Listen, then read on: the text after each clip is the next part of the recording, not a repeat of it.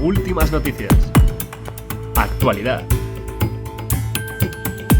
Economía. Finanzas. Macro.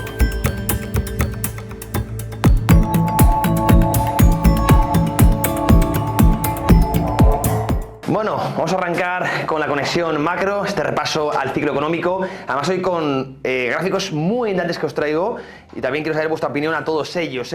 Vamos a empezar ya con el primero, vamos a hacer el repaso, esa conexión macro al globo, ¿verdad? Con las primeras imágenes que os traigo. En este caso, preguntáis por el gas natural, fijaos en este caso el gas licuado, qué interesante, cómo Estados Unidos empezó a invertir en este sector mucho antes de que estallara la guerra entre Ucrania y Rusia, y luego se ha favorecido y viene de toda esta exportación que ha hecho, sobre todo a Europa, ¿verdad? A través de los buques, Europa ya ha cortado esa fragmentación entre Eurasia, ha cortado esos gasoductos, ¿verdad? Y por tanto ha necesitado suministrarse a través de varios países, Qatar, pero sobre todo de Estados Unidos con ese gas licuado. Por tanto podemos decir, vamos a poner la imagen en grande para que lo veáis, que Estados Unidos ha salido muy favorecido en este sector particular de la guerra, ¿verdad? De la guerra entre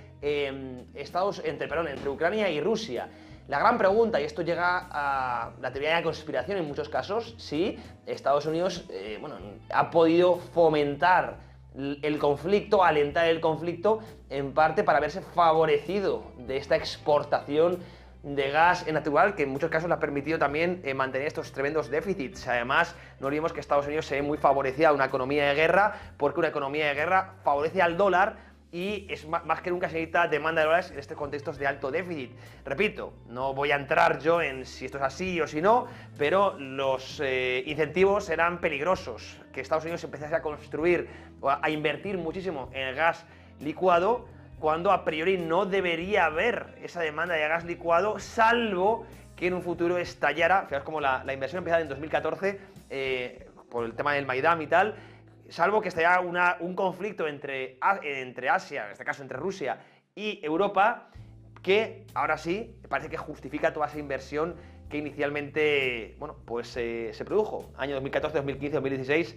Ahí, coincidencia o causalidad, aquí lo dejo para vosotros. ¿Qué opináis? Pues de luego muy favorecido, evidentemente, como exportador del gas licuado de Estados Unidos. Vamos con la siguiente imagen, seguimos avanzando, vamos con la segunda. Vamos a ver ya el tema de la liquidez. Este gráfico me parece sencillamente magnífico, magnífico. Vamos a ponerlo en grande para que lo veáis vosotros bien. Esto es lo que yo llamo demagogia monetaria. No hemos tenido política restrictiva en ningún momento en Estados Unidos, porque se ha hablado mucho del QT o Quantitative Tightening, pero no ha habido. Es decir, realmente sí, se ha producido una reducción del balance del Banco Central, que a priori todos hubiéramos pensado que drenaría liquidez del sistema, pero ha sido neutralizado por lo que se conoce como los estilizadores de la Reserva Federal, es decir, el TGA y el repo inverso. El vaciamiento de ambas piscinas de liquidez. El TGA es la cuenta que tiene el Tesoro en la banca central, en la Reserva Federal en este caso, y el repo inverso es esa liquidez, ¿verdad? O esas reservas ociosas, ¿verdad? Esas reservas no deseadas, por decirlo de alguna manera, sobre todo de los fondos del mercado monetario que estaban depositadas en la Reserva Federal. Pues todas esas reservas, esa liquidez que estaba en la Reserva Federal, la han ido inyectando a la economía, mientras por otro lado drenaban liquidez con el QT. Pero en términos netos, hemos tenido más inyección de liquidez vía TGA y vía repo inverso que drenaje de liquidez vía QT. Por lo tanto, no hemos tenido tal política restrictiva. Ha sido demagogia pura y dura. Es que esto me parece casi, magnífico, ¿verdad? Que nos hayan colado a todos. A mí el primero, ¿verdad? No había caído en esas facilidades que tenemos que tener en cuenta. Evidentemente, ahora va a hacer análisis de liquidez, que son el repo inverso y el TGA, y cómo se habían llenado el año 2020, COVID-19, y era un plan B que tenía la Reserva Federal para neutralizar el QT.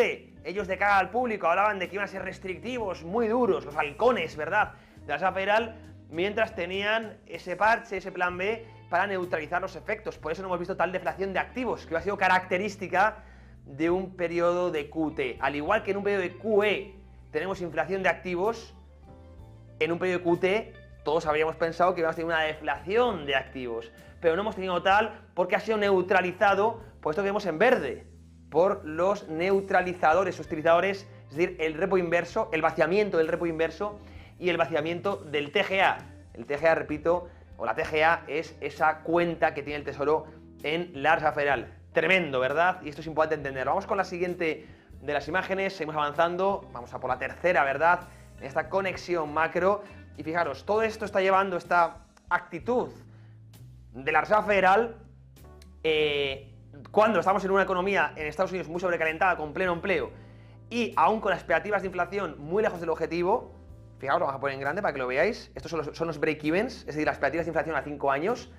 Ahí lo tenéis. Fijaos como previamente siempre estaban en un entorno, ahí lo tenéis, el antiguo régimen, o el viejo régimen, en torno del 1%, 1,5%, y ahora como están muy por encima del 2%. Es decir, ahora el mercado, ya no a corto plazo, sino a largo plazo, a 5 años, sigue pensando que la inflación va a estar descontrolada. Se están desanclando las expectativas de los inversores. Esto es muy peligroso. ¿Por qué? Por lo que os estoy comentando ahora mismo. Porque parece haber perdido los papeles la Reserva Federal, que ha caído en un entorno de dominancia fiscal. ¿Qué es la dominancia fiscal? El hecho de que están sirviendo al Tesoro para que puedan financiarse más barato, o para que puedan tener comodidad para financiarse y para seguir desarrollando los importantísimos déficits que tienen. Es decir, no se están rigiendo por la ortodoxia económica, sino que están respondiendo a intereses políticos. Y eso es muy inflacionario. Y eso es lo que está ahora mismo poniendo en precio el mercado. El nuevo régimen, que le llaman, estas son las expectativas a 5 años. Ya no estamos hablando de que el mercado piensa que va a haber un pequeño repunte en próximos trimestres. No, estamos hablando de a 5 años. Prepararos, porque yo lo llevo defendiendo, y ya lo sabéis, los que seguís Trading Pro y los que seguís Más que Mercados, que estamos entrando en una década inflacionaria, lo que Ray Dalio llama la década perdida. Parece que el mercado se está empezando a dar cuenta ahora, y todo viene de este entorno de dominancia fiscal y estos niveles de déficit que parece que están normalizando para financiar esa demagogia política, ¿no? Estos enormes estados de bienestar que no hay presupuesto que los aguante, como siempre digo. ¿No? Vamos con la cuarta de las imágenes que os traigo para hoy. Seguimos avanzando en la conexión macro. Vamos a poner en grande esta imagen también muy interesante, que es el maquillaje del empleo. El pasado viernes conocimos ya el dato oficial de empleo y bueno, pues todos los titulares, los headlines, oye, qué fuerte el mercado laboral, bla, bla, bla, bla, bla, bla. Bueno, fijaos cómo estos, los empleos full time, bien, cómo en términos interanuales están cayendo, se está contrayendo el empleo a jornada completa. Entonces, ¿cómo es posible que los datos de empleo sean mejores que nunca? Porque están proliferando los trabajos part-time o a jornada parcial y el empleo público. Es decir, está tirando de déficit el gobierno para maquillar el mercado laboral. No olvides que tenemos las elecciones en unos cuantos meses y están fomentando los trabajos part-time, que son trabajos de peor calidad, evidentemente. No peor calidad, pero desde luego, si medimos las horas trabajadas, que es como hay que medir el empleo, esto pasa similar en España. Los que estáis viviendo en mi país también veis este maquillaje estadístico que hace el propio gobierno de España, ¿no? Cuando habla de que el empleo está mejor que nunca, pero las horas trabajadas siguen en caída a picada. Es decir, cada vez hay menos horas trabajadas en agregado, sin embargo, más puestos de trabajo. ¿Por qué? Porque caen los trabajos a jornada completa y salen los falsos autónomos, salen lo que llaman los trabajos a jornada parcial, ¿verdad? Y bueno, pues esto maquilla la cifra, la fotografía. Si no la destripas, la puedes maquillar, pero si empiezas a escarbar, ves que no está tan fuerte el mercado laboral, que se mantiene a nivel estadístico bien, pero que en el fondo se está deteriorando. Y eso le pasa también a Estados Unidos. Yo soy firme partidario de que en 2025, después de las elecciones, vendrá la recesión económica y el mercado laboral será el primero que lo empiece a mostrar cuando ya no se pueda maquillar a nivel estadístico pues esta gran mentira, ¿verdad? Insisto, los datos de empleo en Estados Unidos. Vamos ya con la última de las diapositivas.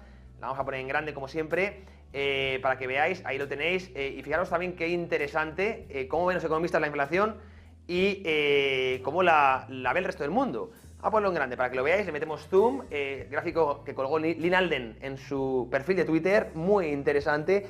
La inflación siempre hay que medirla como ahí pone, how most of people, como lo debe ver todo el mundo, ¿verdad? En acumulado. Porque, y no como lo marcan los economistas, que en términos interanuales parece que ya hemos finiquitado la inflación y que todo vuelve a la normalidad, pero los precios que teníamos en años 2020 no vas a volver a ver nunca.